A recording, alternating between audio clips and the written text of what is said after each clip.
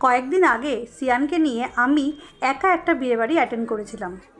তারই কিছু দুষ্টু মিষ্টি অভিজ্ঞতা আপনাদেরকে আজকে দেখাবো।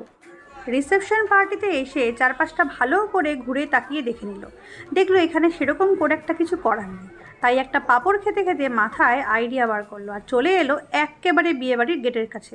এবার ঢুকছে আর বেরোচ্ছে, ঢুকছে আর বেরোচ্ছে, এই চললো কন্টিনিউ আধ ঘন্টা ধরে। আর তার সাথে আমি তো দৌড়ে দৌড়ে একেবারে নাজেহাল। আর চোখ তো সারাদিন এদিক ওদিক ঘোরে। এখন দেখতে পেয়েছে পাশের বাড়িতে একটা ফুল ফুটেছে, সেটা ওর চাই।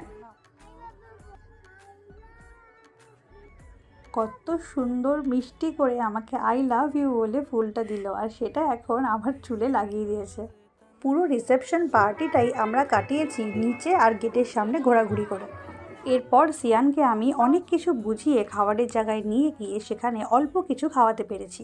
দৌড়ে ছুটে বেরিয়ে ওর সাথে বিয়েবাড়িটা খুব ভালোই কাটিয়েছি।